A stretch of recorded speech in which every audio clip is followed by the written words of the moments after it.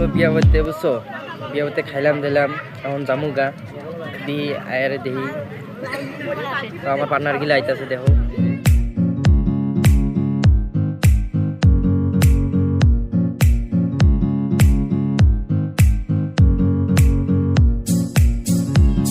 আজকে আমরা এলাম বেকে বিয়ে বাড়তে আয়া দেখি যে বেকে ফটো উঠতেছে।